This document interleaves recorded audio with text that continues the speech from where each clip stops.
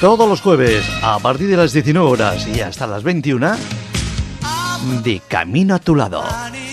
Dirigido y presentado por José Manuel y María José. En la sintonía de Candeo FM, 91.8 de la frecuencia modulada. Te esperamos todos los jueves. De Camino a tu Lado.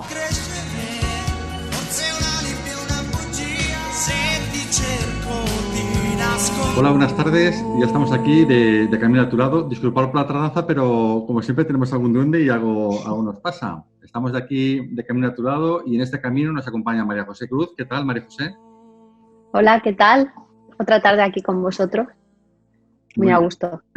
Y nos acompaña Emilio Carrillo, que le quiero dar las gracias por estar aquí con nosotros y le hemos dado la entrevista. ¿Qué tal, Emilio? ¿Cómo estás? Pues muy bien, José Manuel, muchísimas gracias, estoy muy bien y encantado de compartir contigo y con María José este encuentro en esa ciudad que para nosotros familiarmente le tenemos mucho cariño, que es Sabadell. Muchas gracias. Y la verdad es que sí, estamos en el programa de Camino a tu Lado de Radio Candeu, que es una radio cultural, pero muy comprometida con el tema de la sociedad, sobre todo con la parte de la conciencia, ¿no? Ahora cada vez tenemos más seguidores en Latinoamérica y sobre todo tenemos muchos seguidores en Andalucía, porque justamente en Andalucía no hace mucho estuvimos en Sevilla y en Granada y creo que tengo obras por aquí, no sé si se oyen las obras de los vecinos. Esta vez pasa con estos temas, ¿no? Y una de las preguntas que me vengo haciendo, ¿no? Cuando vemos todo el tema de lo que ha pasado del coronavirus, ¿la sociedad ha estado viviendo o sobreviviendo? Esa respuesta la puede dar tranquilamente cada uno consigo mismo. Y yo el primero, creo que si reflexionamos mínimamente, tenemos que ser honestos, tenemos que ser sinceros y reconocernos que lo que hemos hecho es sobrevivir. Esto ya no es vida. Yo no sé si lo ha sido alguna vez, no recuerdo mis anteriores encarnaciones, si cuando he vivido en anteriores encarnaciones se vivía. Sí recuerdo esta vida que estoy llevando a cabo y desde luego esto no es vivir, esto es un acto de supervivencia. En la vida humana se ha convertido simplemente en un acto de supervivencia, de pasar los días en una especie de pelea contra la vida, con miedo a la muerte, de competencia y de conflicto y confrontación entre nosotros. Y por tanto creo que la vida ahora mismo, siendo maravillosa y siendo un milagro constante, pero los seres humanos nos empeñamos en convertirla en un acto de mera supervivencia. Qué interesante cómo lo planteas, ¿no? Cuando hablamos de supervivencia, ¿no?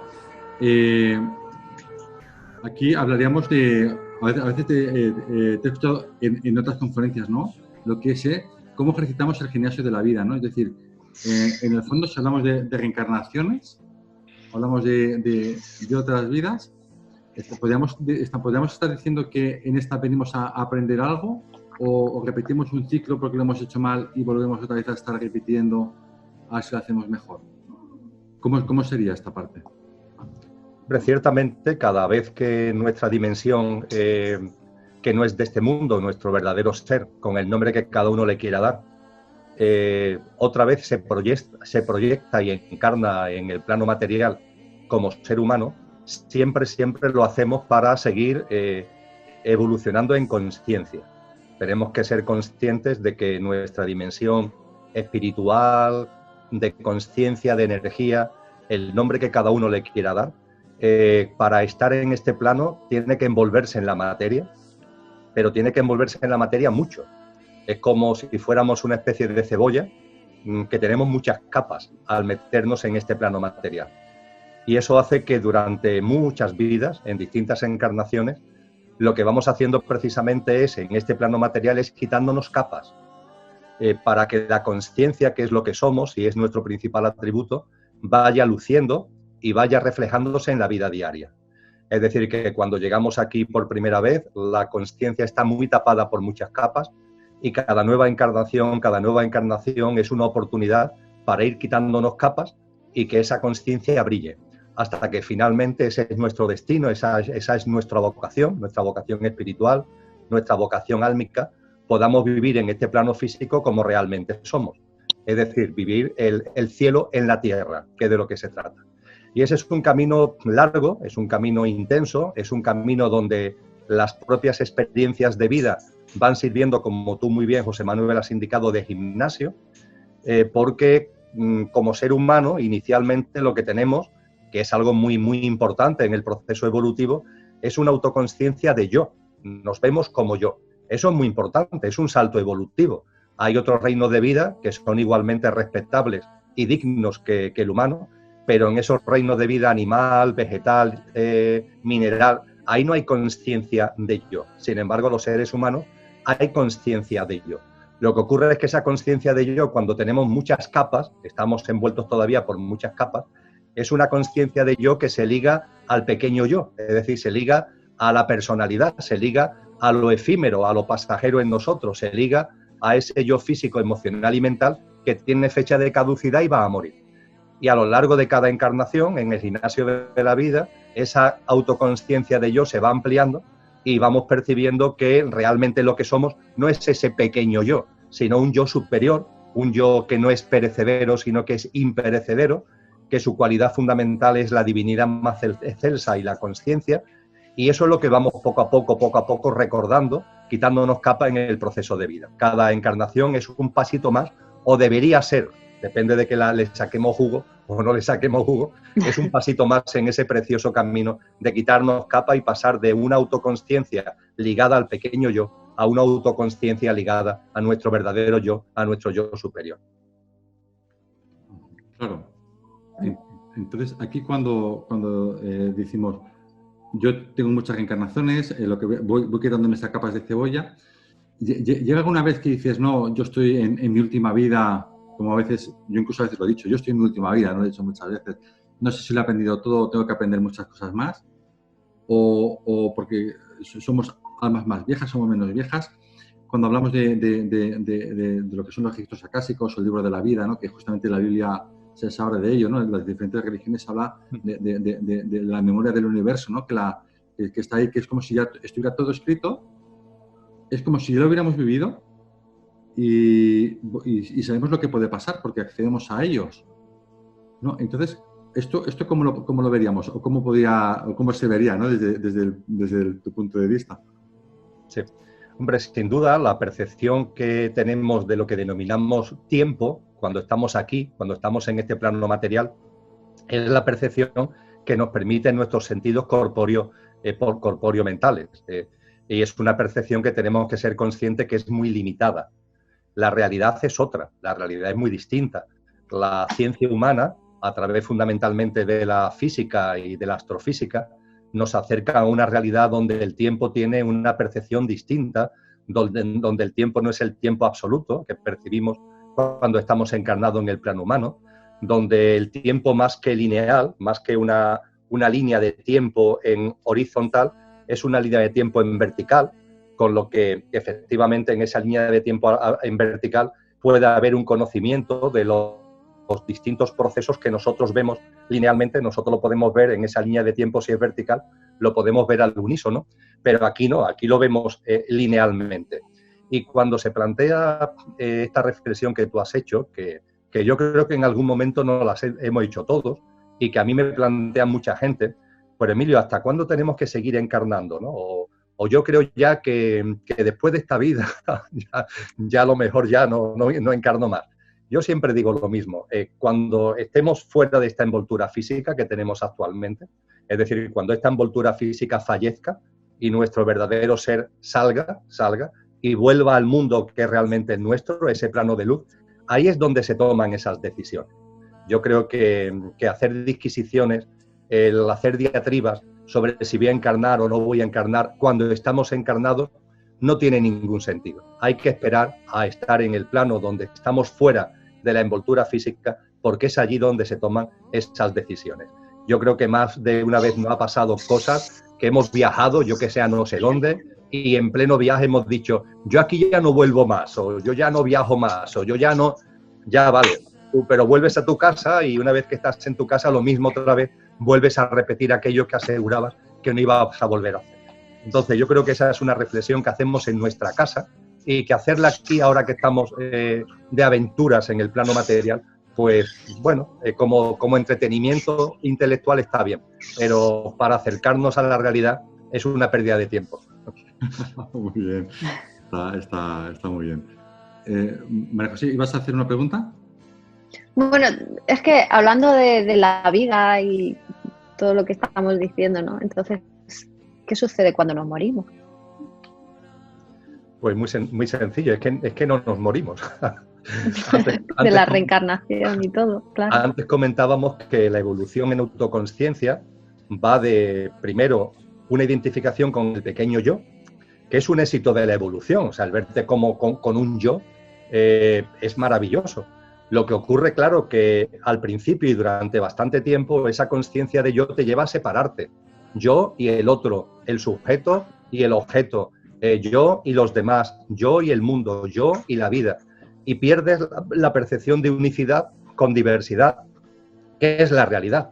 Pero no pasa nada, no pasa nada. En el proceso evolutivo, como decía anteriormente, vamos recobrando la memoria de que nuestra verdadera naturaleza no es ese pequeño yo, sino que es un yo superior de características absolutamente inefables.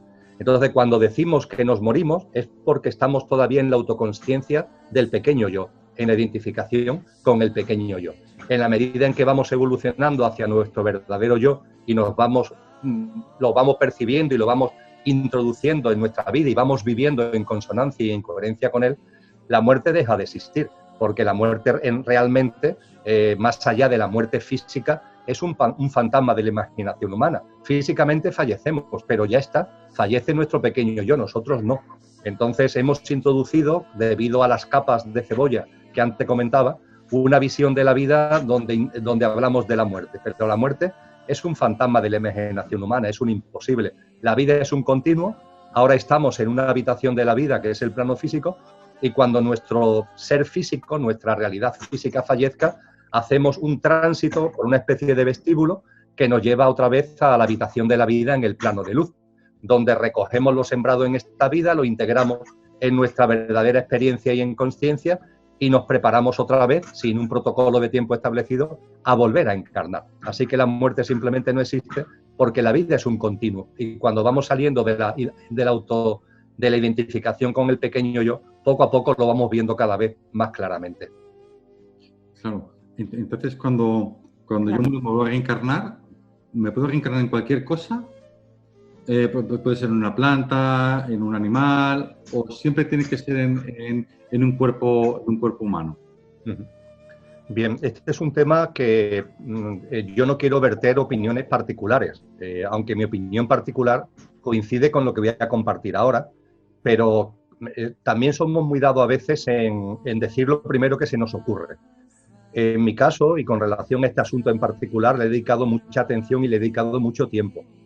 He estudiado, he indagado, he investigado, he bebido de fuentes sabias, he bebido de tradiciones espirituales, he bebido de maestros y maestras que han jalonado la historia de la humanidad y todos ellos son bastante claros con relación a la pregunta, a la respuesta a la pregunta que has formulado.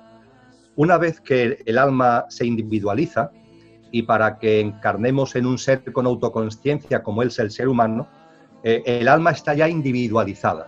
No es un alma grupal. En el mundo animal, en el mundo vegetal, en el mundo mineral, las almas son grupales. Son almas que encarnan a la vez en distintas formas de vida, lo cual es una experiencia preciosa, pero sin embargo, en cada una de esas formas de vida carecen de autoconsciencia, por las razones que antes comentábamos, que la autoconsciencia ya se da en una forma de vida más compleja, como es la vida humana. Esas almas grupales van evolucionando y en esa evolución van haciéndose individuales, se van individualizando y las almas individuales son las que encarnan en formas de vida complejas como los seres humanos. Y eso, José Manuel, no tiene marcha atrás, es decir, no es posible que un alma que se ha individualizado y que por tanto ya está hecha para vivir en forma humana, ese alma ahora encarne en una forma de vida donde las que encarnan son almas grupales. Ese fenómeno, el poder encarnar en animales o en plantas un alma que está actualmente en un alma humana, es lo que se conoce en el diccionario de la Academia Española de la Lengua como metempsicosis, y eso no es posible, eso simplemente no es posible. Eso no quita que excepcionalmente y extraordinariamente, pero es una excepción, por algún motivo siempre relacionado con el amor, un alma individualizada que viene viviendo experiencias humanas, desencarna como ser humano y vuelva a este plano para vivir, por ejemplo, en un animal. Pero es algo absolutamente excepcional y está siempre motivado por el amor. Yo he conocido casos, lo digo porque he conocido casos de almas individualizadas que han vuelto y han encarnado en un animalito que está acompañando a un ser querido. Es decir, lo que fue un ser querido en la vida de esa persona en este plano físico, cuando esa persona fallece, su alma desencarna y el alma vuelve a encarnar para encarnarse en un animal que acompaña amorosamente a ese ser humano querido que se ha quedado en este plano físico, en ese plano material.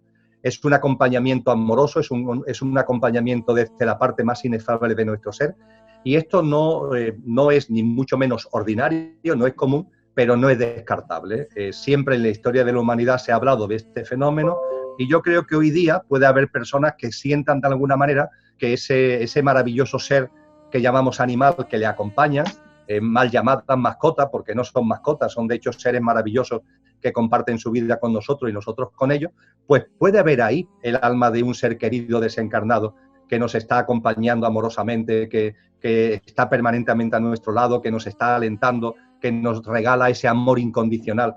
Eso, siendo algo extraordinario, se puede dar, pero no obstante, la regla general es que un alma individualizada vuelva a encarnar ya permanentemente en seres humanos hasta completar su ciclo evolutivo de quitarse todas las capas, y a partir de ahí ya se plantea por dónde seguir su derrotero espiritual.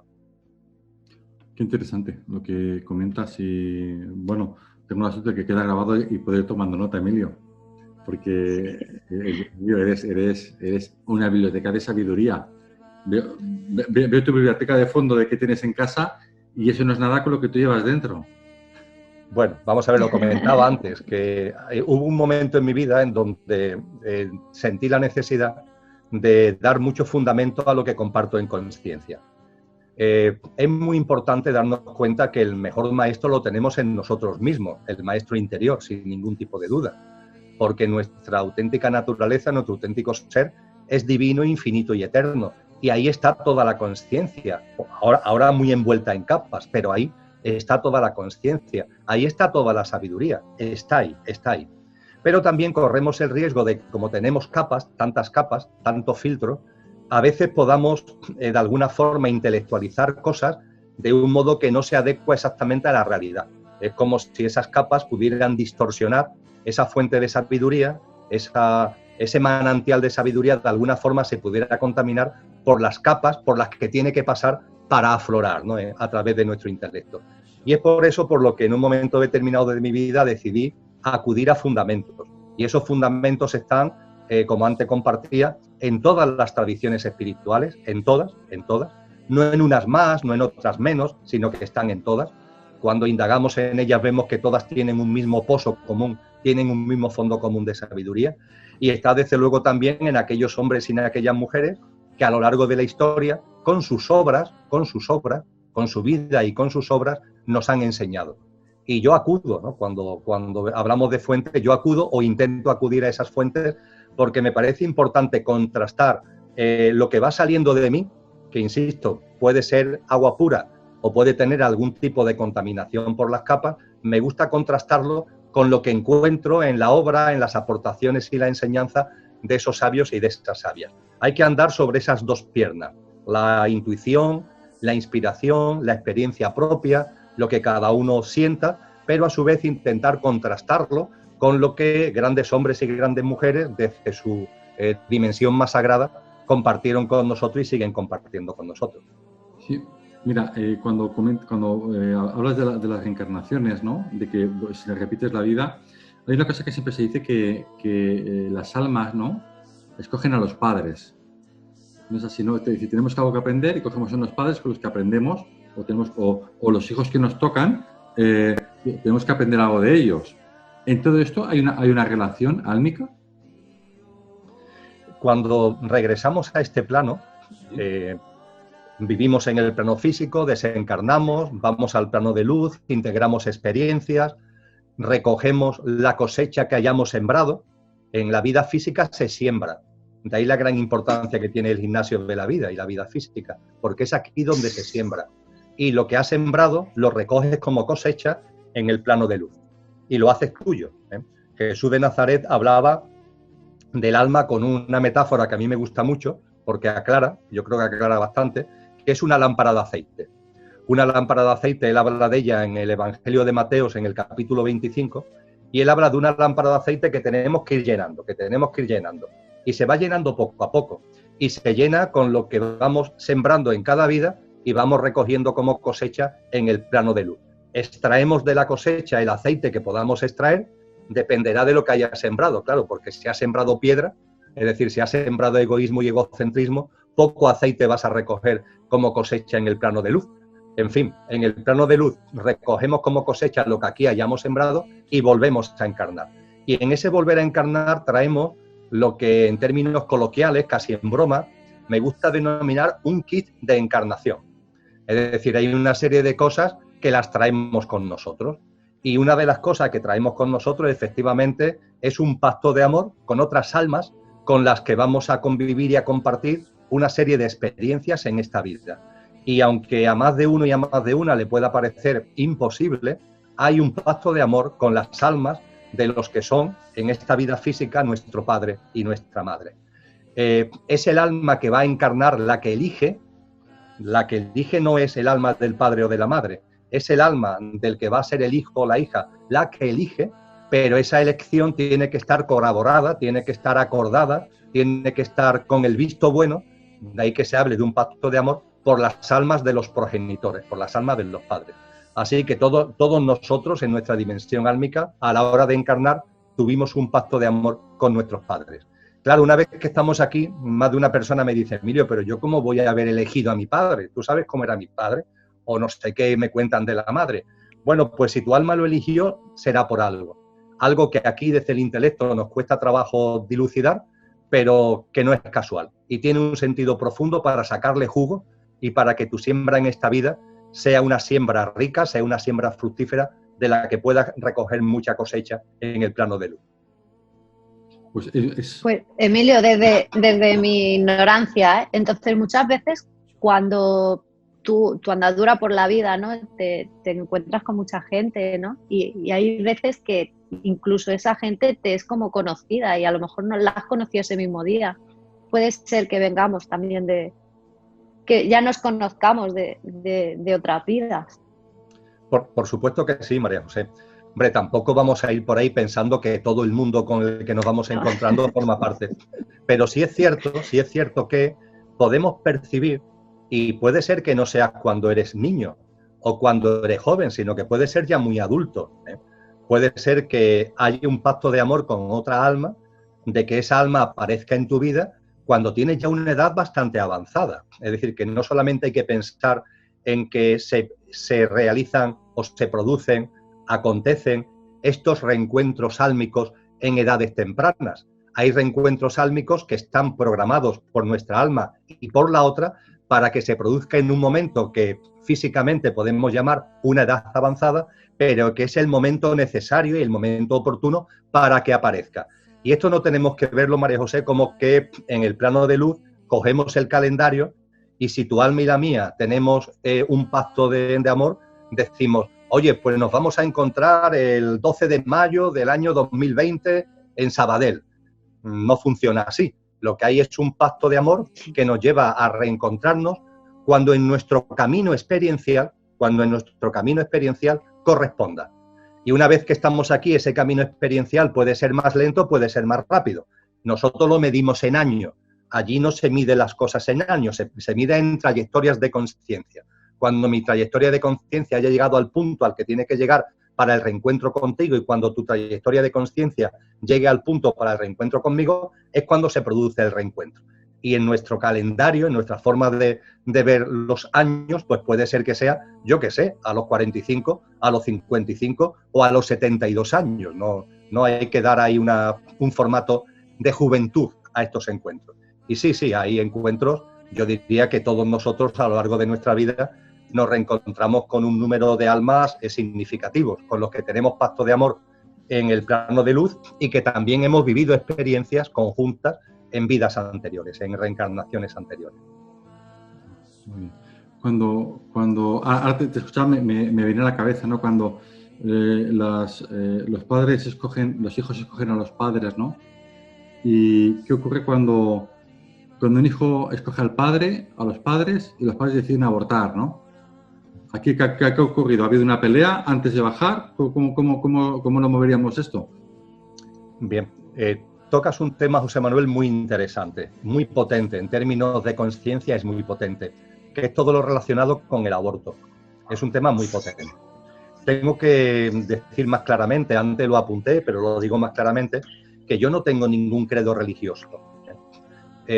Soy una persona que me considero a mí misma espiritual, pero no tengo ningún credo religioso. No practico ninguna religión. También podría decir que practico todas, en cuanto que creo que en todas hay grandes verdades. Hay un referente para mí fundamental en mi vida, que es Jesús de Nazaret, que es Cristo Jesús, pero eso no lo ligo a ningún hecho religioso, a ninguna religión en concreto. Bien, cuando digo esto como preámbulo, porque vamos a abordar un tema donde se mezclan mucho las cuestiones morales, las cuestiones que tienen que ver con la conciencia. A mí personalmente lo que me lleva, lo que me motiva y lo que me interesa no es la conciencia, sino que es la consciencia. La consciencia es el conocimiento de uno mismo, es el conocimiento de la realidad que nos rodea, es la capacidad para interactuar con esta realidad desde el conocimiento de nosotros mismos. Eso es la consciencia. La conciencia sin ese, dice el diccionario, que tiene que ver con el bien y con el mal y con cuestiones morales. Y personalmente a mí la conciencia y el bien y el mal y las cuestiones morales no me interesan, porque están muy contaminadas por tantas capas en las que estamos metidos. Entonces yo intento, cuando hablamos del aborto, intento hablar desde la conciencia, no desde juicios ni etiquetas morales. Entonces, cuando hablamos de este asunto tenemos que tener en cuenta dos cosas fundamentales. Primera, que cuando el alma encarna en el cuerpo físico en el mismo momento de la fecundación. Es decir, no varias semanas o varios meses después, sino el mismo momento de la fecundación. Con lo que a veces se dice, bueno, pues no es lo mismo un aborto a la semana que un aborto a los 3 meses.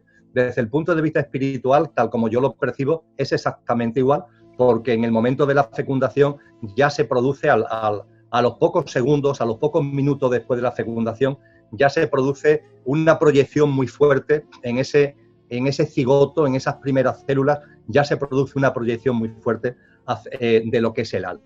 Entonces, cuando hablo de esto, y lo hablo porque está compartido por maestros desde hace mucho tiempo, me dicen, entonces Miro, tú estás en contra del aborto, claro, porque si estamos hablando de que ya a los pocos minutos de la fecundación ya hay no solamente un embrión físico, sino que también ya hay una dimensión álmica que se ha proyectado en gran parte, entonces no se debe abortar. Yo no entro en ese tipo de consideraciones, lo que digo es que la cosa es así, que esto funciona de esta manera. Y después, por otra parte, también comparto que siempre que hay un aborto, hay un pacto de amor entre la madre. Puede ser que el padre también, pero eso depende. Pero desde luego hay un pacto de amor entre el alma de la madre y el alma del feto. El alma que se ha proyectado en el feto, el alma que ha encarnado en el feto. Siempre hay un pacto de amor. Es decir, que no es algo que suceda por casualidad, sino que es algo que está pactado álmicamente y que es un pacto, por tanto, que se produce en ese contexto que denominamos la dimensión de luz o el plano de luz. Con lo que la madre que aborta y el feto abortado, entre ellas hay un pacto de amor, no una especie de karma, de castigo, por ahora te vas a enterar, no, hay un pacto de amor y es algo acordado, es algo decidido conjuntamente desde una vibración alta. Claro, cuando hablo de esto, la gente me dice, pues tú entonces estás a favor del aborto. Bueno, a ver en qué quedamos. Estoy en contra del aborto, estoy a favor del aborto. Simplemente comparto las cosas como entiendo, por mi experiencia, por mi interiorización, por mi introspección, por mi estudio, por haber intentado llegar y acceder a fuentes serias. Estos son dos hechos que yo entiendo objetivos, que el alma se proyecta en el feto, nada más que se produce la encarnación, y que hay un pacto de amor, incluso cuando el aborto se produce hay un pacto de amor entre el alma de la madre y el alma del feto. Y la gran pregunta que aparece, bueno, ¿y cuál es el pacto de amor? ¿En qué puede consistir el pacto de amor de un alma que se encarna para morir, entre comillas, en el vientre de la mamá a los pocos días o a las pocas semanas de vida? ¿Qué pacto puede haber en ello? Hombre, pues cuando se reflexiona con conciencia, es un pacto de lo más bellos que puede haber de todos los que hacemos. Porque estamos hablando de que hay un alma, el alma de, vamos a decirlo coloquialmente, del feto, el alma que encarna en el feto, que se presta a venir a este plano para desarrollar una vida que ni siquiera es una vida. Es decir, en el vientre de la madre, ese alma no tiene la oportunidad de vivir experiencias de autoconsciencia. Cuando decíamos antes el tema de sembrar para después recoger la cosecha en el plano de luz, ese alma que encarna en el feto y que su vida va a limitarse a un puñado de días dentro del vientre de la madre, tiene poco recorrido, le puede sacar poco jugo en este tipo, en términos de experiencias y de conciencia, ¿verdad? Entonces parece que es una pérdida de tiempo. Viene, pero ¿para qué viene? ¿Para volverse ahí al poco tiempo? Bueno, si escarbas ahí, si seguimos profundizando en esa línea, llegamos a una gran conclusión. Y es que ese alma que encarna en el feto lo hace por amor al alma que está encarnada en la madre. Por amor al alma que está encarnada en la madre. ¿Y ese amor en qué consiste? Ese amor consiste en producir en ese alma, en el alma de la madre, una circunstancia vital que la remueva, una circunstancia vital que la zarandee.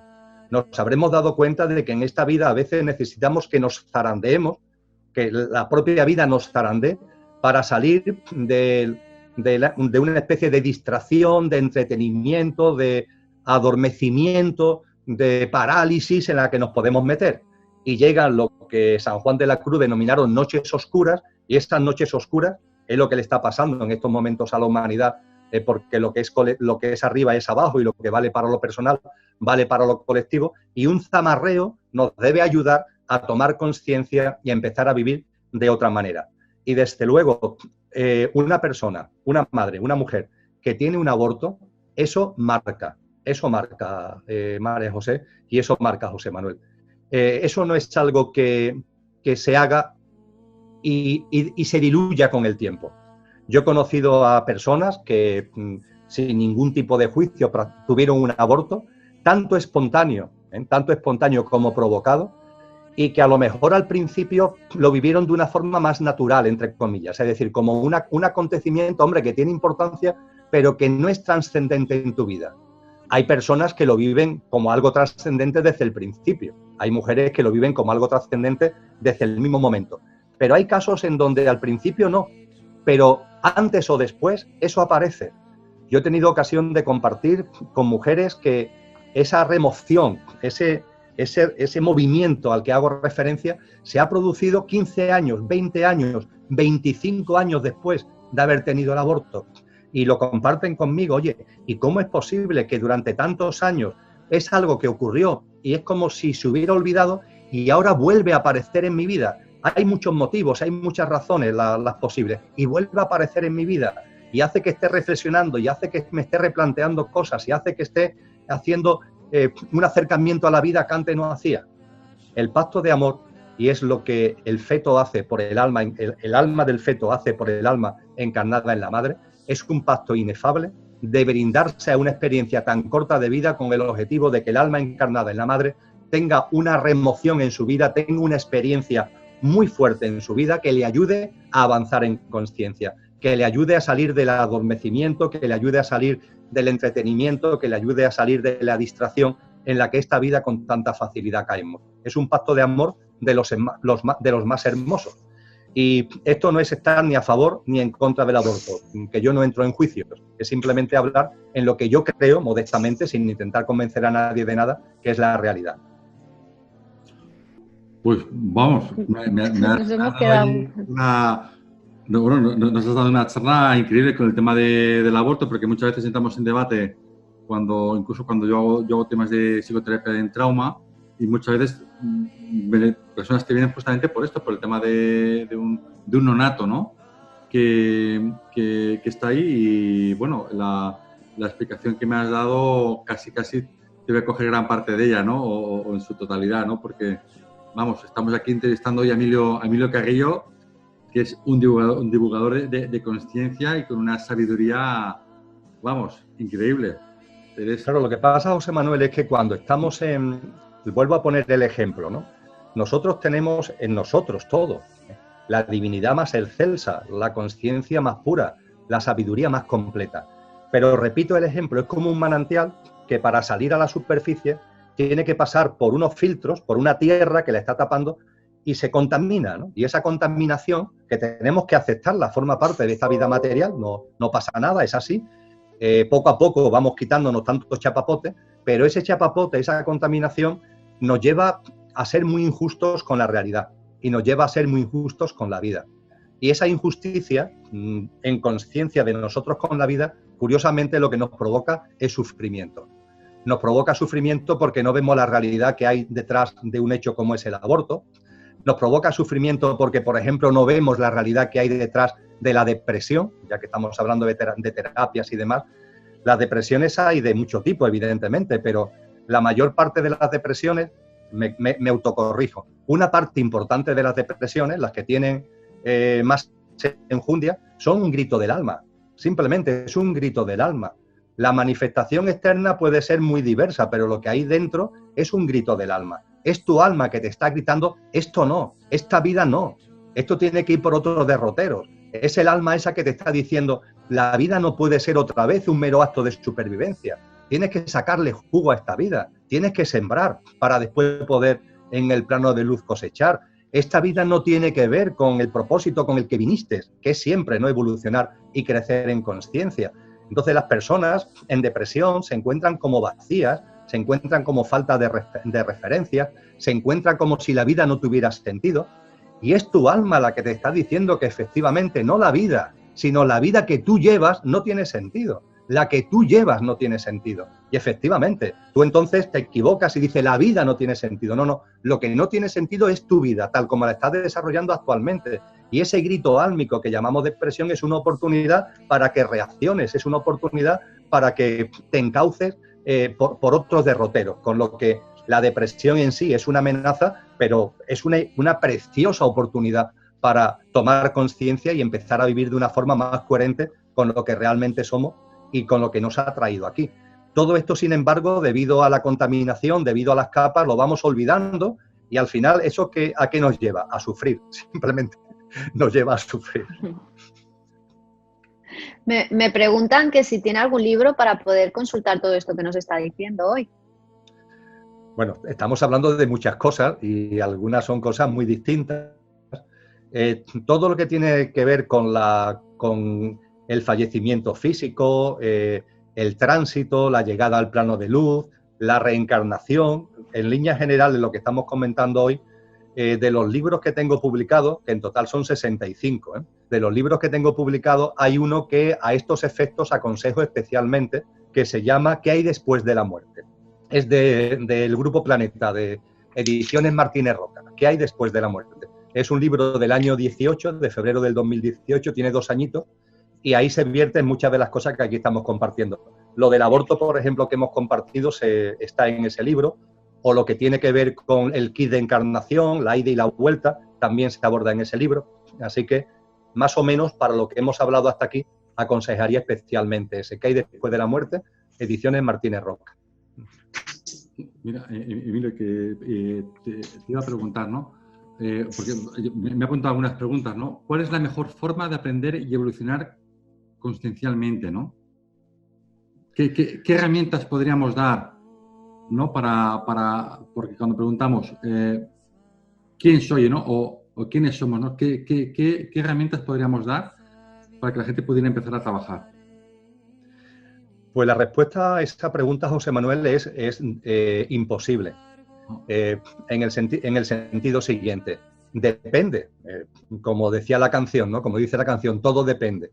¿Depende de qué? Depende del momento de cada persona, es decir, depende del estado de conciencia y del punto de evolución que esté cada persona, porque lo que es válido para unas personas no es válido para otras, y lo que unas personas necesitan, otras ya no lo necesitan, o sea, depende de cada cual.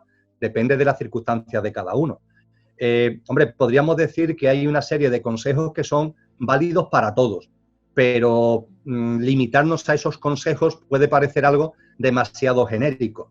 Todo lo que tiene que ver con un ritmo de vida más sosegado, más tranquilo, un ritmo de vida más sencillo, eso es aplicable a la inmensa mayoría de las personas y nos sirve y nos ayuda a la inmensa mayoría de las personas. Salir de tanto culto a la velocidad en el que estamos metidos, el introducir en nuestra vida espacios de silencio, espacios de introspección, pausas como si fueran en el día a día para respirar conscientemente, el no dejarte envolver por esa, lo comentaba hace un momento, por ese culto a la velocidad tan extraño en el que estamos metidos, el observar la naturaleza, el ir fomentando en ti una reverencia por la vida, el ir percibiendo la maravillosa vida que nos rodea, con todas sus maravillosas expresiones, con todas sus espléndidas manifestaciones, el contacto con la montaña, el contacto con el mar, el contacto con la naturaleza que tengamos más cerca de nuestro domicilio.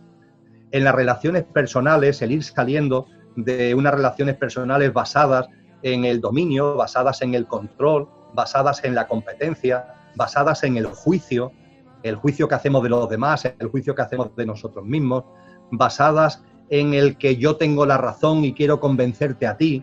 Cuando todo eso lo vamos dejando atrás y vamos sustituyendo esos implantes, ¿no?, de tanta inconsciencia que tenemos metido en nuestra vida, lo vamos sustituyendo por la tolerancia, lo vamos sustituyendo por la cooperación, por la solidaridad, por la empatía, por la ternura.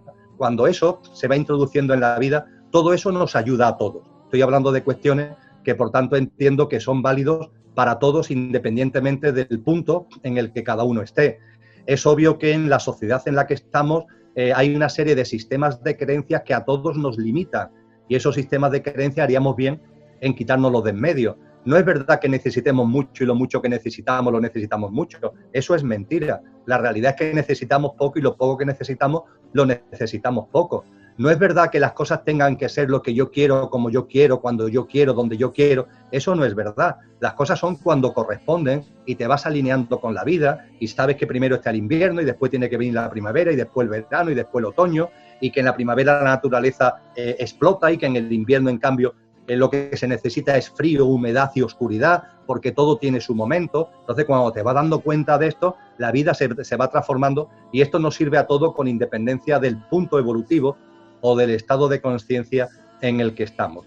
Recientemente compartí un texto, María José y José Manuel, en el blog que gestiono, que se llama El cielo en la tierra. En cualquier buscador se puede entrar sin problema en ese blog. Si se entra en el blog, lo primero que se ve a la izquierda en la pantalla arriba es el número de visitas, tiene unos 7 millones de visitas el blog, y si se baja hay la publicidad de un libro, el último que acabo de publicar en un proyecto que estoy compartiendo, Consciencia y Sociedad Distópica, e inmediatamente más abajo se difunde un texto que simplemente pinchando al enlace se descarga gratuitamente en PDF. Es un texto de unas 12 páginas y las últimas 4 o 5 páginas lo que comparto son 20 botones de muestra para vivir de una manera más consciente. Son 20 prácticas de vida para vivir de una manera más consciente. Ahí hay prácticas de vida que valen para todos, como la que he compartido ahora, que están ahí entre las que aparecen en ese texto, y hay prácticas de vida que se requiere ya el haber avanzado un poquito más en el camino de la consciencia. Pero yo invitaría a repasar esos 20 botones de muestra. Creo que son bastante indicativos de por dónde ir dirigiendo nuestra vida para que deje de ser un mero acto de supervivencia y sea realmente una vida que tenga que ver con lo que somos y con lo que nos ha traído aquí. Qué interesante. Bueno, sí, no digo, es que nos están preguntando muchas cosas y no nos va a dar tiempo a todas, la verdad. Sí, di, María José, porque hay preguntas y... ¿Sí? Y comenta.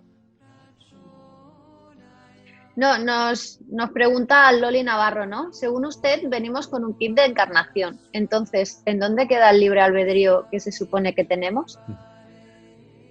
Efectivamente, insisto, venimos con un kit de encarnación. En ese kit está la elección de los padres, en acuerdo álmico con sus respectivas almas, claro.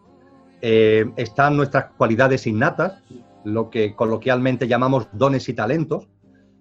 aquellas cosas que de manera natural las hacemos con entusiasmo, que nos salen con facilidad y sin esfuerzo. Esos dones y talentos también tienen que ver con el kit de encarnación. Y hay otra serie de componentes de ese kit de encarnación igualmente interesantes. Y se plantea un tema muy potente y muy necesario de reflexionar. Nuestra alma encarna con un propósito de vida que es siempre seguir sembrando para que cuando desencarnemos cosechemos y podamos continuar llenando de aceite nuestra lámpara. Ese gran propósito de vida es lo que los orientales denominan el Dharma, el propósito de vida evolutivo, cada nueva vida como una oportunidad de evolución.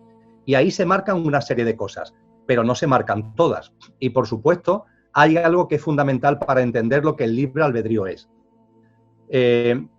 Con el chapapote que tenemos encima, confundimos el qué con el cómo se vive el qué. Y son cosas radicalmente distintas. Voy a poner un ejemplo muy sencillo. Yo ahora mismo estoy en Sevilla, en la ciudad de Sevilla, que es donde vivo. Vuestra radio está en Sabadell. Voy a poner un ejemplo muy tonto. Vamos a suponer que mi propósito de vida fuera ir en coche y en carretera, en un coche, desde Sevilla a Sabadell. Que ese fuera mi propósito de vida. Conste que los propósitos de vida no son tan así, ¿eh? Son propósitos de vida de crecimiento, de avance, pero no tan absolutamente marcados como el decir, oye, tienes que coger la A4 en dirección norte y poco a poco en dirección a Cataluña hasta ir llegar a Sabadell. No encarnamos con algo tan absolutamente encorsetado, pero quiero poner el ejemplo para que entendamos mejor a dónde quiero llegar. Vamos a suponer que el sentido de la vida fuera ir de Sevilla a Sabadell. El libre albedrío, lo primero es que te posibilita el que cuando vas avanzando te apartes de ese camino. Antes de comenzar el programa me comentaba María José que tus padres son de Córdoba. Si cojo la A4 en dirección norte desde Sevilla, la primera gran ciudad que me voy a encontrar a 130 kilómetros es Córdoba. Yo quiero ir a Sabadell. Oye, pero puede ser que Córdoba me guste tanto que diga, no, yo me quedo en Córdoba. Lo que me ha gustado es esta ciudad. Y voy a vivir aquí experiencias en Córdoba. Y por fin, después de estar mucho tiempo en Córdoba, reemprendo el camino. Y no muchos kilómetros después de salir de Córdoba por la A4, hay una desviación que pone Granada. Y puedo entonces decir para mí, con lo bonito que es Córdoba, como ciudad árabe, la mezquita, Granada tiene que ser espectacular también, con la Alhambra, el Albaicín. Yo me voy para Granada, ya seguiré después para Sabadell. Y te vas para Granada.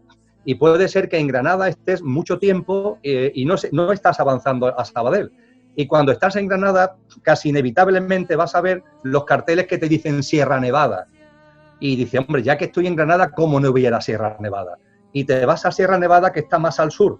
Y cuando estás en Sierra Nevada, te dicen que estando allí la nieve, a 60 kilómetros está la costa tropical granadina, donde te puedes bañar y hay un microclima. Y dice, hombre, ¿cómo no voy a irme yo a la costa? Ya tengo que irme. En fin, podría seguir y terminamos ahora cruzando desde la costa tropical, cruzamos al norte de África, porque ya que está ahí la costa africana, ¿cómo no voy a conocer el continente africano? Bueno, pues puede ser que tus días los termines en la ciudad marroquí de Fez, cuando tu propósito de vida era Sabadell. Esto es así, lo estoy haciendo de una forma cómica, lo estoy haciendo de una forma coloquial. Hay un libre albedrío, claro que hay un libre albedrío, porque cuando estamos aquí, el coche lo podemos dirigir hacia derroteros distintos a los que habíamos previsto. Pero, y termino, vamos a suponer que esto no es posible.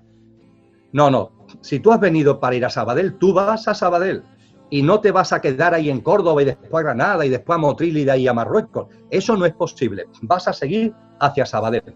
Es lo que dicen, por ejemplo, mis amigos del sufismo. Yo tengo una íntima conexión con el movimiento sufi, igual que con otras tradiciones espirituales, y ellos me dicen, no, Emilio, no, la realidad es maktub, todo está escrito. Y cuando tú naces para ir a Sabadell, vas a Sabadell. Entonces, en esa hipótesis, que no es la mía, pero en esa hipótesis, la pregunta que ha formulado esta persona, esta amiga, parece que tiene más carga, ¿no? Bueno, pues entonces, ¿dónde está el libre albedrío? Si yo he nacido para ir de Sevilla a Sabadell y no me puedo apartar y tengo que ir de Sevilla a Sabadell, ¿dónde está el libre albedrío? Pues muy simple, en el cómo vives eso, en el cómo se vive el qué. Cada kilómetro de esa carretera, ¿cómo lo vives? Va a depender de ti, no va a depender de nadie más. Puede ser que los tres hagamos, José Manuel, María José y Emilio, hagamos cada uno por nuestra cuenta el camino Sevilla-Sabadell o Sabadell-Sevilla y sea muy distinto para cada uno de nosotros.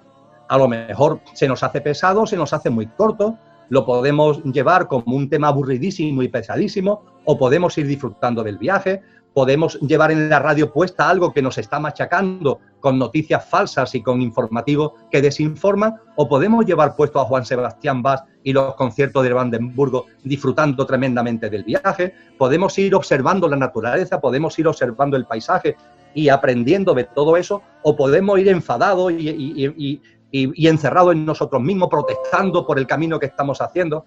Es decir, con independencia de que yo creo que la desviación del camino es posible, incluso si no fuera, hay algo que marca radicalmente diferenciar entre el qué y cómo se vive el qué. Y el cómo se vive el qué depende enteramente de cada uno. La circunstancia puede ser la misma. ¿Cuántas personas hemos conocido los tres? Personas con una misma enfermedad y la forma tan distintas cada uno de vivir la enfermedad. Yo que he compartido en hospitales, en salas de oncología, me he encontrado con personas con la misma enfermedad, terminal, incluso terminal, en los mismos casos. Y qué forma tan distinta de vivir una persona esa enfermedad terminal a vivir la otra persona. Ahí sí que el libre albedrío se plasma de una forma espectacular. En el cómo se vive el qué. Pues, Emilio, bueno, me he quedado sorprendido porque casi has dicho la vida de mis padres. Mi padre es de Córdoba, mi madre es de Granada y fueron a una sala de vivir. Vamos, digo, los debe conocer porque vamos. Bueno, pero han seguido para Sabadell, ellos no se apartaron mucho del camino. No, han seguido. Mira, hay una compañera que nos escribe que es Maribel Noguera. Bueno, Elsie Medina nos da muchos recuerdos que dice, Elsie dice saludos a todos, ¿no? Nos saluda a todos. Y Maribel nos cuenta cuántas veces te puedes reencarnar, porque depende de quién, dice que son 7. Bien, es un tema precioso, agradezco mucho la cuestión, voy a intentar en la medida de lo posible ser breve. Efectivamente, hay tradiciones que nos hablan de 7 encarnaciones. Es un tema que me lo he encontrado en distintas tradiciones y que me ha interesado, porque 7 encarnaciones son muy pocas para lo que tenemos que ir desarrollando en conciencia. Y hay personas que empiezan a tener percepciones de vidas anteriores y yo conozco a muchas personas que no son fantasiosas, que para mí tienen credibilidad y recuerdan más de 7 vidas. Hay por ahí un libro precioso que se dedica al alma de nombre Alción, que es la que encarnó en un ser tan espectacular del siglo XX, un maestro espiritual del siglo XX, para mí desde luego es otro maestro de referencia, que fue Jiddu Krishnamurti. El alma encarnada en Krishnamurti tenía el nombre de Alción y hay un libro precioso que se llama Las 30 últimas vidas de Alción, donde se hace un recorrido por las encarnaciones que el alma que encarnó en el siglo, a finales del XIX y en el siglo XX en Krishnamurti, las 29 vidas anteriores que tuvo ese alma. Entonces, claro, ¿cómo es que nada más que encarnamos 7 veces? Hay un texto que aconsejo que se llaman Las cartas de los Mahatmas.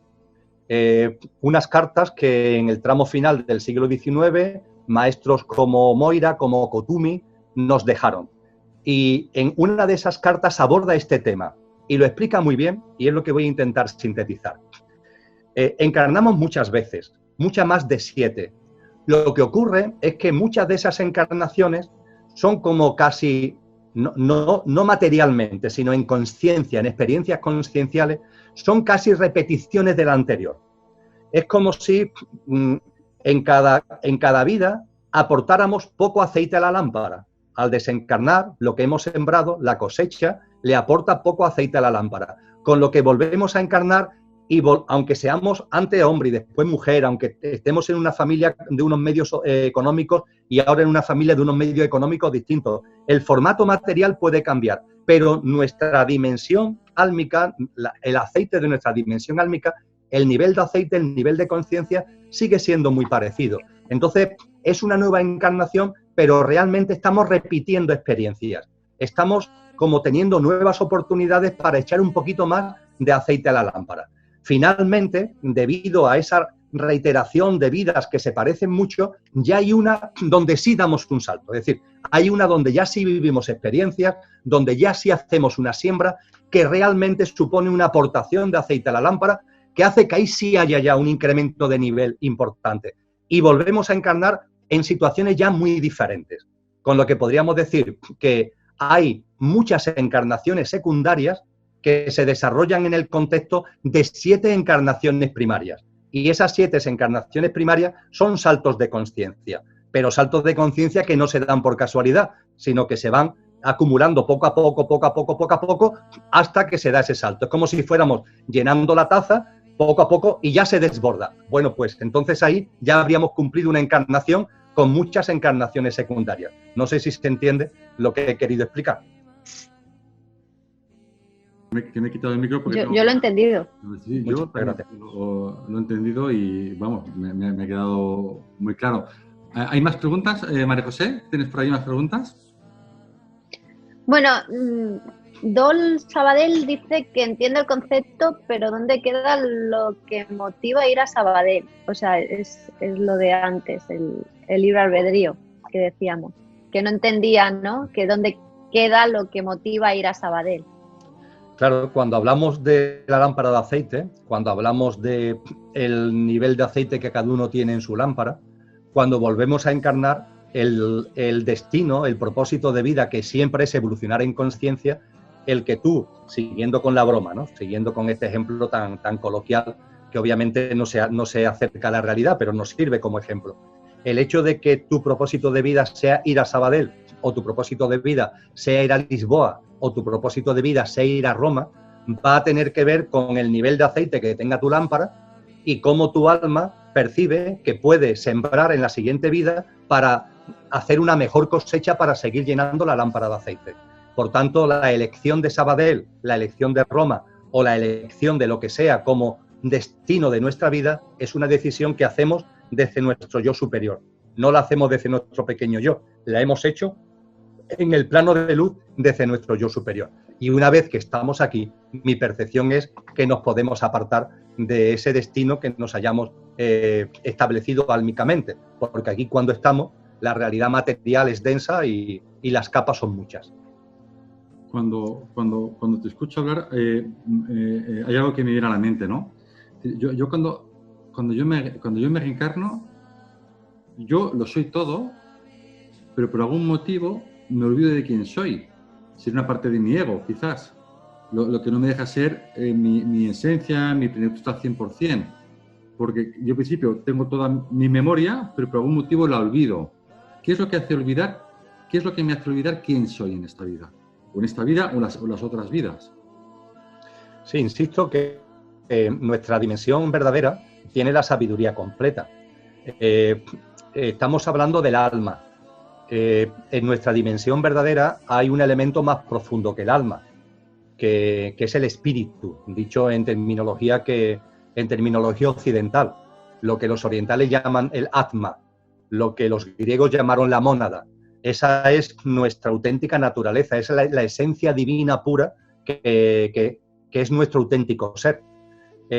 Los cristianos tienen un término que a mí me parece muy claro al respecto, que es el Espíritu Santo.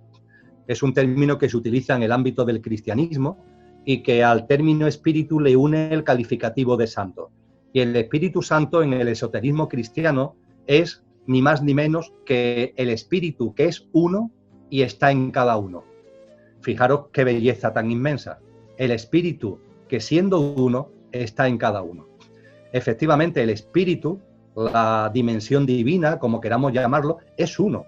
No hay muchos espíritus, no hay muchas divinidades. Esa divinidad, esa esencia, ese espíritu es una. Sin embargo, está en cada uno. Es a lo que se llama Espíritu Santo para diferenciarlo de ese espíritu uno al que solemos denominar simplemente espíritu. Y ese espíritu uno que está en cada uno es como cuando estamos en un mismo recinto, muchas personas, y todos estamos respirando el mismo aire. El aire es uno. En la habitación no hay un trocito de aire que ponga María José, José Manuel o Emilio. El aire es uno. Sin embargo, cuando yo lo respiro, el aire está en mí. Ese aire que es uno está en cada uno. El espíritu que es uno está en cada uno. Y ese espíritu es lo más inefable, lo más íntimo, lo más colosal. Y cuando hablamos de que la sabiduría, la conciencia más pura y más completa está en nosotros, hacemos referencia al espíritu. El alma es un instrumento del espíritu. El alma es el instrumento que usa el espíritu para poder llegar al plano material, porque el espíritu como tal no puede envolverse en el plano material y utiliza al alma como una especie de proyección, como una especie de vehículo, como una especie de herramienta para encarnar en el plano humano. Con lo que el alma, dicho de una forma también muy coloquial, es como el instrumento, el vehículo que utiliza el espíritu para poder estar encarnado en un ser humano. El alma es como el factor intermedio.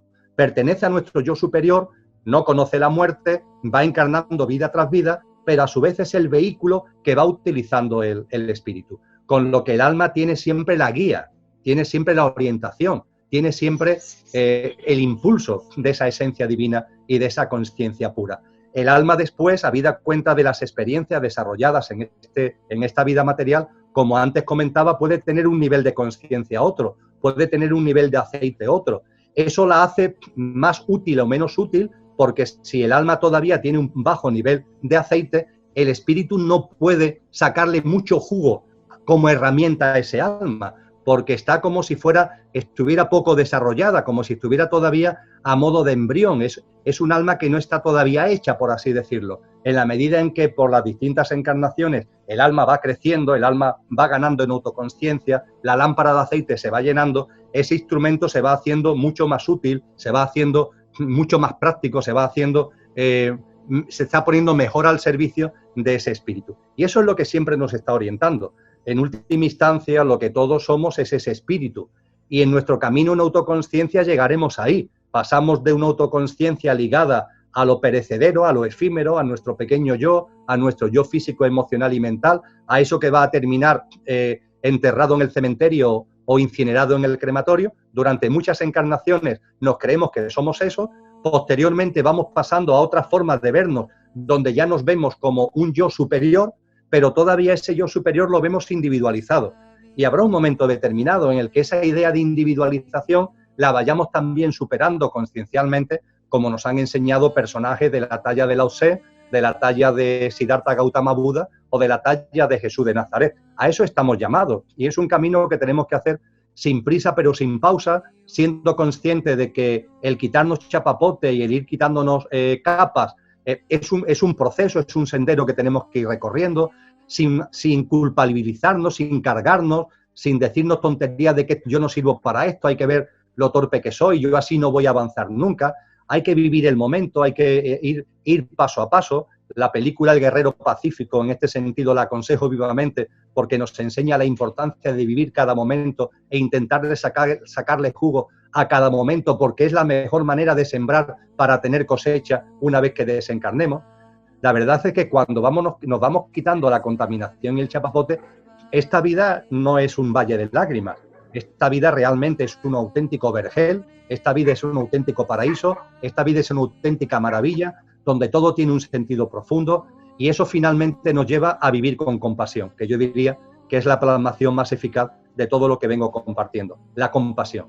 Una compasión, un amor que ya no se limita a ti, ni a tus seres queridos, ni a tus vecinos y a la gente que vive cerca, sino que se va expandiendo a todo el género humano, va llegando a todas las formas de vida y abarca el universo entero. A eso estamos llamados en un camino que debería ser de gozo, aunque también necesitamos noches oscuras para que nos demos a nosotros mismos un rapapolvo y salgamos del entretenimiento o del olvido en el que tan fácilmente nos metemos. Sí, vamos. Y de las dudas que van saliendo, ¿no? Y que la gente que nos va diciendo, sí.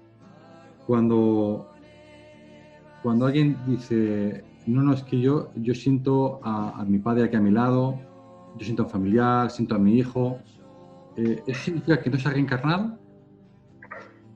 ¿O en qué plano está? ¿O hay una dualidad que puede estar reencarnado en un cuerpo y a veces puede estar conmigo? Muy bien. Os agradezco mucho las cuestiones que se están planteando, porque desde luego son cuestiones de mucha profundidad. Son temas que para abordarlos realmente se necesita tiempo, posiblemente el medio online no sea el mejor porque se necesita también una presencia física para poder compartir la vibración necesaria para poder transmitir las cosas que aquí estamos compartiendo, pero no obstante, de verdad que lo agradezco mucho. El alma. El alma que hemos comentado que es un instrumento, que es un vehículo que utiliza el espíritu para poder encarnar en este plano material. El alma, su envergadura, si pudiéramos ver, la podemos ver, pero no la vemos. Aquellos que las pueden ver. Si pudiéramos ver a nuestra alma, nos quedaríamos absolutamente asombrados. Nuestra alma tiene una envergadura colosal y desde luego nuestra alma es imposible que quepa en un cuerpo físico. Cuando se dice que el alma se proyecta y se encarna, estamos haciendo referencia precisamente a eso, de que el alma se proyecta. Es como un enorme foco de luz que al encarnar proyecta un rayo. No se proyecta todo el foco de luz, porque es imposible que encarne ese foco de luz. Lo que hace es que en cada nueva encarnación proyecta un rayo. Proyecta un rayo. Con lo que es muy importante tener esto en cuenta, al hilo de lo que me has planteado, José Manuel, nuestra alma realmente, ella como tal entera, nunca encarna. Se proyecta en cada encarnación. Hay gente que me dice, uno de mis grandes anhelos, no egoicos, sino de amor, es que cuando fallezca mi cuerpo físico y mi alma vaya al plano de luz, allí quiero reencontrarme con el alma que encarnó en un ser querido que ya ha fallecido. En mi madre, que falleció, en mi padre, que falleció, en mi hermano, en mi hermana, en mi pareja, en mi hijo, en mi hija. Y mi anhelo es que cuando yo llegue al plano de luz, el alma que encarnó en este ser querido esté ahí y que haya un reencuentro álmico. Pero Emilio, ¿y si ese alma ha encarnado? Pues mira, ese alma haya encarnado o no haya encarnado, se haya vuelto a proyectar o no se haya vuelto a proyectar, lo que es el alma sigue en el plano de luz, porque lo que habrá hecho el alma al encarnarse es proyectarse parcialmente. La mayor parte del alma, dada su envergadura, nunca encarna, siempre está en ese plano de luz. Con lo que el reencuentro álmico en el plano de luz siempre se produce, haya vuelto a encarnar o no haya vuelto a encarnar en otra persona, en otra vida física, en este mundo material. El reencuentro álmico siempre se produce.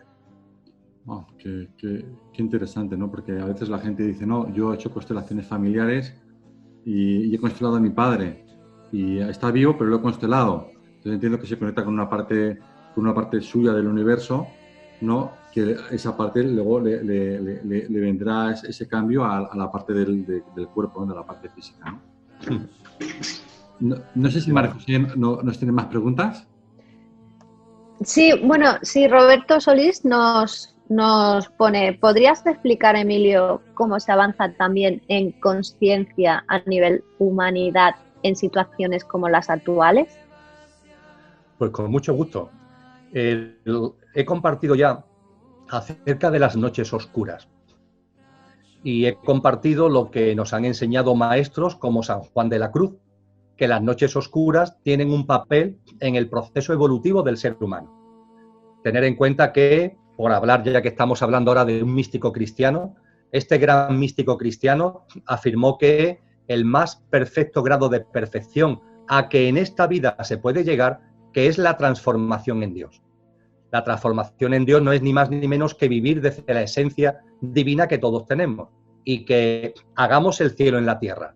La mayoría de los seres humanos estamos muy lejos todavía de eso, pero es a lo que estamos llamados. Es lo que hizo Cristo Jesús, es lo que hizo Gautama Buda, vivir en coherencia y en consistencia con nuestra esencia divina. Eso es lo que Juan de la Cruz llama la transformación en Dios aquí, en esta vida. Y en poesía, él lo llamó la amada en el amado transformada. Fue como en su obra poética lo denominó. ¿Y dónde mete lo de la amada en el amado transformada? En un poema cuyo título y cuyo centro de relato es La noche oscura. Y él dice, oh noche que guiastes, oh noche amable más que alborada, oh noche que juntastes amado con la amada. Porque él se dio cuenta, como creo que nos hemos dado cuenta mucha gente, de que las noches oscuras, por lo que hemos compartido ya con insistencia, te remueven, te sacan del adormecimiento o te pueden sacar del adormecimiento. ¿Cuántas personas no han cambiado su vida debido al fallecimiento de un ser querido? debido a una enfermedad propia muy potente, debido a una ruptura traumática de pareja, debido a problemas económicos muy serios, etcétera, etcétera, etcétera, porque el listado de noches oscuras que podemos vivir en el plano humano es bastante intenso, bastante cuantioso. Y las noches oscuras nos ayudan, ¿verdad? También nos ayudan, por supuesto, para evolucionar cualquiera de nosotros en conciencia, lo maravilloso que hacemos. Cuando practicas la compasión, cuando practicas la solidaridad, cuando practicas la cooperación, cuando tiende la mano a lo que lo necesita, cuando miras a un ser vivo, a la naturaleza, de otra forma, no desnaturalizada, sino desde el respeto y la reverencia, cuando hacemos multitud de cosas de servicio, sacando lo mejor de nosotros mismos al servicio de los demás y al servicio de la vida. Todo eso también ayuda, no solamente ayudan las noches oscuras, ayudan también los actos de amor que podemos desarrollar.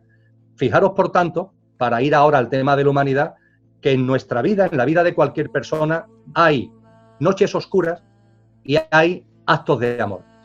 Esos actos de amor podemos llamarlo utopía.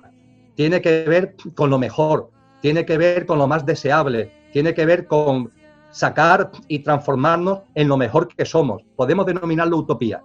Y a lo otro, a las noches oscuras, podemos denominarlo distopía. La distopía es todo lo contrario a la utopía. Bien, con este esquema, vámonos ahora a la humanidad. El esquema se repite, es exactamente el mismo, como es arriba es abajo, como es abajo es arriba. El esquema es el mismo. Evolucionamos individualmente y evolucionamos colectivamente. ¿Y la humanidad cómo evoluciona? Pues evoluciona desde la utopía y evoluciona desde la distopía. En la humanidad, en el conjunto de la humanidad, todos los días, aunque los informativos de la mayoría de los medios de comunicación no le hagan ni caso, todos los días se producen multitud de actos de compasión, multitud de actos de solidaridad, multitud de actos de amor. Hay cantidad de seres humanos que son para comérselo por su bondad, por su ternura, por el servicio que están desarrollando, etcétera, etcétera. Eso, todos esos actos de amor que se están acumulando cotidianamente en la humanidad, impulsan la evolución en conciencia humana hacia una humanidad ejemplar desde un componente utópico, para entendernos. Ahora bien, la humanidad, al igual que las personas, también vive noches oscuras. Y esas noches oscuras, como la que está viviendo actualmente la humanidad, con esta enorme crisis que tenemos delante y lo que va a venir, con esas noches oscuras la humanidad también es una oportunidad, igual que a nivel personal, es una oportunidad para avanzar en conciencia. Es lo mismo que hemos dicho a nivel individual, pero ahora a nivel colectivo. Gracias a acontecimientos humanos distópicos, hay muchos seres humanos colectivamente que están dando pasos hacia adelante. Hay un experimento que explica esto muy bien. Es el experimento de la rana hervida. La rana es un animal precioso y me cuesta mucho trabajo utilizar este ejemplo porque es muy cruel, pero es que es muy gráfico. Consiste en una ranita, en un recipiente de agua y en un hornillo o calentador. Ponemos el recipiente con agua encima del hornillo y metemos a la rana dentro del recipiente. La rana está tranquila, está bien, está chapoteando en el agua que está a temperatura natural. Y ahora encendemos el hornillo, encendemos el calentador poco a poco, para que vaya calentando el agua poco a poco, poco a poco, poco a poco, poco a poco. ¿Sabéis cómo termina esto, no? La rana muere hervida. Al principio no se da cuenta, el agua después se va calentando, pero como se va calentando muy poco a poco, la rana está a gusto, ese mayor calentamiento gradual, poco a poco, la va adormeciendo y el final del experimento de laboratorio es que la rana muere hervida. En cambio, este experimento de laboratorio tiene una segunda fase, y es que cogemos el recipiente, lo ponemos en el hornillo, ponemos a la rana dentro del recipiente y en lugar de calentarlo poco a poco, lo ponemos al máximo de temperatura. ¿Qué es lo que hace la rana? Salta, la rana brinca. Ante ese calentamiento de temperatura, la rana se percata, la rana toma conciencia y la rana salta. Los acontecimientos distópicos que estamos viviendo como humanidad están ayudando a que muchos seres humanos salten y que la humanidad como colectivo esté dando un paso para adelante.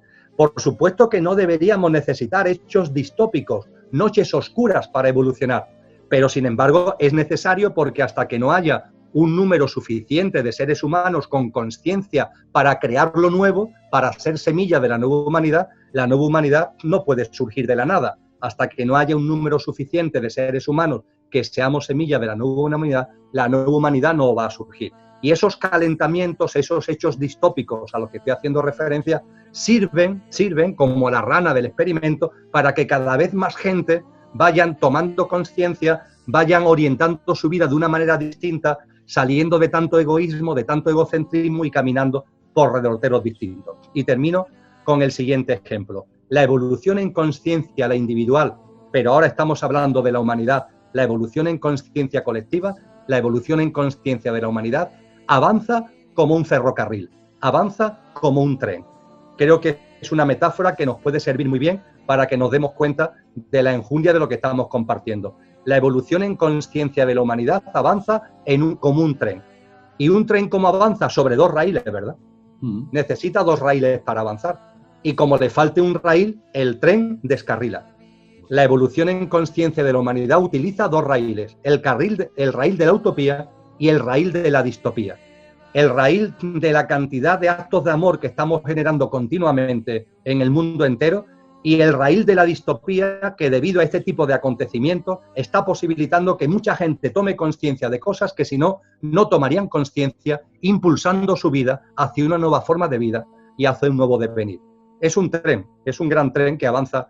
Y ese avance además es imparable, pero en fin, me callo ya porque creo que con el ejemplo del tren se puede entender bien.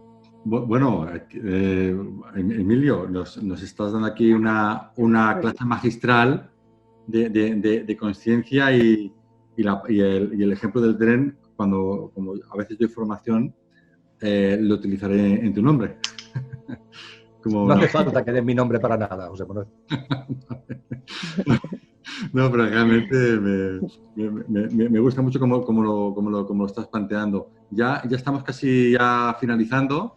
No sé si María José tiene alguna cosa más que comentarnos. Bueno, hay una última pregunta de Ana Lozano, así ya finalizamos. Bien. Y así todo el mundo que pueda resolver sus dudas. Ana Lozano nos dice, ¿tus sueños pueden ser tus almas anteriores de tus vidas? Modestamente y sin tener yo la posesión de la verdad, creo, Ana, que no. No. Las almas anteriores, el alma siempre es la misma. Su nivel de aceite puede ser distinto, por lo que hayamos ido sembrando y cosechando vida tras vida, pero no hay almas distintas porque son vidas distintas. El alma siempre es la misma. Lo que sí puede suceder es que en los sueños tú tengas una serie de intuiciones y percepciones que intelectualizas desde tu pequeño yo, es decir, desde tu mundo físico, emocional y mental, pero que sean elementos de información que vienen de tu yo superior, que vienen de tu alma. Eso sucede en el mundo de los sueños. En el mundo de los sueños se viven experiencias que son muy distintas. Hay una primera fase del sueño donde es un sueño ligero. A veces todo nuestro devenir del sueño de la noche no pasamos de ese nivel.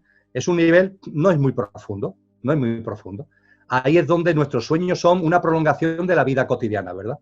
Esos sueños que tenemos, dices, valiente sueño tonto que tengo. Si es lo mismo, me veo en el trabajo, en mi casa, vaya sueños tontones que tengo. Las cosas un poquito distorsionadas, pero no dejan de ser una prolongación de tu vida cotidiana. Es muy sencillo. Te has dormido, pero no es un sueño profundo. Y la mente sigue en funcionamiento. Tu mente concreta sigue funcionando. Y tus sueños están generados desde esa mente concreta, proyectando los acontecimientos de tu día a día. Puede ser que mientras que dormimos bajemos más, tengamos un sueño más profundo, que es lo que se llaman lo que se denomina astral, con el calificativo erróneo de viaje astral. No son viajes, porque el plano astral siempre está ahí, al lado nuestra. Lo que ocurre es que nuestra conciencia, nuestro foco de conciencia, la cámara de nuestra conciencia, está tan siempre identificada con lo físico que no vemos lo astral que tenemos aquí, porque nuestra cámara está siempre pegada a lo físico. No somos capaces de sentarnos, de guardar silencio, de tener introspección y liberarnos y que esa cámara la podamos mover a libertad. ¿Qué es lo que nos sucede? Que nuestra cámara está siempre mirando a lo físico. Pero claro, cuando nos dormimos en profundidad, esa cámara se libera de estar tan pendiente de lo físico y entonces se gira. Y al girar, ¿qué es lo que ve? El plano astral. Es lo que llamamos viajes astrales, que no son viajes porque, insisto, el plano astral siempre está ahí. estés dormido físicamente, la cámara de la conciencia se puede separar de ese plano físico al que siempre está tan aferrada y percibes el mundo astral. Un mundo astral que nos han dicho que hay muchas formas de vida, muchas entidades, de más frecuencia vibracional, de menor frecuencia vibracional. Se habla del bajo astral, se habla del alto astral. El astral es un plano donde hay muchos bromistas, entre comillas, entidades que te toman el pelo dándote mensajes que cuando te levantas por la mañana dices, oh, me han dado un mensaje esta noche. Bueno, ten cuidado porque ese mensaje te lo han dado desde el bajo astral, no le haga demasiado caso.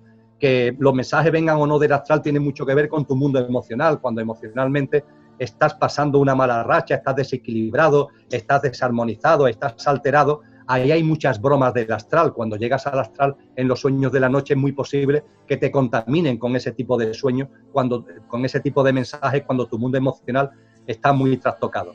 Y por fin, cuando duermes más profundamente, cosa que se hace muy poco, cosa que se hace muy poco, si entras en el sueño más profundo, ahí se entra en un plano distinto.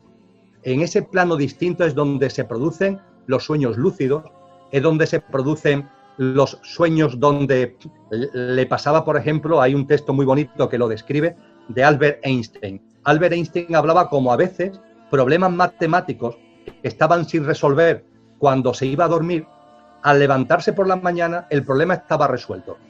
Algo había pasado en él que el problema matemático se había resuelto. Es sencillo de explicar, mejor dicho, es profundo de explicar, pero es rápido de exponer. Ha dormido muy profundamente, ha llegado a ese plano inefable de donde ya no estamos ni en contacto con lo físico, ni estamos en contacto con el astral, y estamos realmente en contacto con lo que verdaderamente somos, y ahí se produce una conexión que a modo de intuición, que a modo de inspiración, nos pueden aportar cosas que incluso recordamos y han llegado a nosotros cuando hemos despertado. Entonces, a eso se puede referir la pregunta, no al tema de que las almas de vida, porque alma nada más que hay una, pero sí es verdad que cuando dormimos profundamente y llegamos al sueño lúcido, al sueño inspirador, ahí tenemos conexión profunda con lo que realmente somos y al levantarnos por la mañana podemos tener información que ha venido a nosotros en ese contacto profundo con ese gran plano de los sueños. Mira, ahora cuando comentabas esto, Emilio, me ha venido a la cabeza cuando en la Segunda Guerra Mundial países que estaban enfrentados desarrollaban la misma tecnología o casi muy parecida de la tecnología y aparte eran secretos entre ellos, es decir, que esa arma que desarrollaban era como muy secreta, pero el otro país también la tenía como muy secreta, pero en el fondo estaban como construyendo lo mismo. ¿Esto es que en algún momento han conectado a la fuente y de la fuente les ha dado la misma información? Claro, eso tiene que ver, desde luego, porque hay personas, los investigadores científicos, como los grandes filósofos, como las personas centradas en la espiritualidad y en la conciencia de verdad, son personas que han desarrollado mucho lo que se denomina la mente abstracta. No la mente concreta, que es la que utilizamos para el sota, caballo y rey de todos los días, sino esa mente que conecta con los asuntos trascendentes. Y cuando esa mente abstracta se ha expandido, esa mente abstracta está ahí en el mundo de los sueños y es la que te permite el tener principalmente este tipo de experiencia a la que antes me refería. Y junto a eso, José Manuel, ten en cuenta una cosa, que todos estamos conectados. Es lo que Sheldrake denominó el campo mórfico o el campo morfogenético, ¿no? Normalmente cuando eso se sabe, se sabe de muchas maneras, pero hablando de adelantos científicos, hay un hecho muy concreto, que fue el invento de la radio. ¿Quién inventó la radio? No sé si a mí en el colegio, yo tengo mucha edad, a mí en el colegio me decían Marconi inventó la radio. Ya después me he enterado que no, que Marconi no inventó la radio. Según el Tribunal Supremo de los Estados Unidos, el inventor de la radio fue un señor, ni más ni menos que Nicolás Tesla. Fue de verdad el que inventó la radio. Pero aquí en España hay personas que mantienen la idea de que fue un español que vivió en el sur en el año 1925. De hecho, si tú te metes a indagar sobre quién fue el inventor de la radio, hay un interrogante. Y ese interrogante es muy fácil de entender. Puede haber en el planeta, tampoco es que sean millones, pero puede haber en el planeta 5, 8, 10 personas, en el caso de la radio parece que fueron 5, que estaban muy cercanas a hacer el descubrimiento. Claro, para estar muy cercanas a hacer el descubrimiento has tenido que recorrer un camino. Si tú no has recorrido ese camino, no estás muy cerca de hacer el descubrimiento y lo que vamos a compartir ahora no vale. Has tenido tú que hacer ese camino. Pero si has hecho ese camino, vamos a suponer que ya estás en la puerta. Ya estás en la puerta del invento. Y estás ahí ya a punto de abrir la puerta. Pues bien, de esos 5, hubo uno que abrió la puerta primero. Pero claro, al abrir uno la puerta, los otros 4 que estaban a punto de abrirla, por los campos mórficos, morfogenéticos, le llegó la información que le faltaba para introducir la llave adecuadamente y abrieron también la puerta. Hoy día, cualquier cosa la sabemos al instante, ¿verdad? Pero hace años las cosas no se sabían al instante. Y mientras que tú tenías conocimiento de un descubrimiento que se había hecho en no sé dónde, podían pasar muchos días, podían pasar semanas y podían pasar incluso meses. Y eso hace que se produjeran este tipo de paradojas. Hay 5 personas, una de ellas es la que de verdad abre primero la puerta, pero al abrirla una, los otros 4, por los campos mórficos reciben la información necesaria para también abrirla, y es verdad que la han abierto ellos, no se la ha abierto nadie.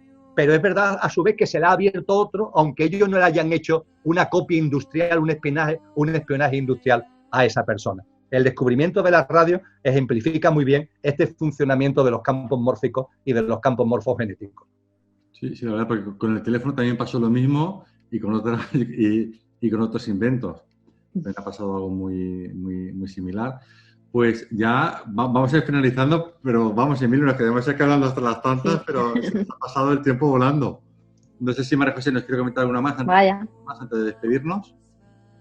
María José. No. Ya está, pienso que ya están todas las preguntas que nos han formulado nuestros oyentes hoy. Creo que no me he dejado nada, sino que me perdonen porque no la acabo de ver bien. No tengo mucha cobertura. Pues quiero dar las gracias a todos los oyentes, a ti, Emilio, por haber tenido de todo el tiempo que tienes ocupado, habernos dedicado a nosotros y a nuestros oyentes todo este tiempo, esta hora y media más o menos que hemos estado. Y María José, a ti también, como siempre, que también te agradezco que estés aquí, que con el confinado tiene los niños en casa. Yo catada. Los tiene dando vueltas que supongo que deben tener hambre ya con ganas de cenar. Y ya están aquí, están para arriba y para abajo. Por eso se me mueve mucho la cabeza para los lados. Muy bien, pues nos vamos a despedir del directo de Facebook. Muy bien. Y nosotros ahora nos despedimos más íntimamente. Pues muchas gracias a todos los que nos han seguido. Sí. Muchas gracias. Muchas gracias.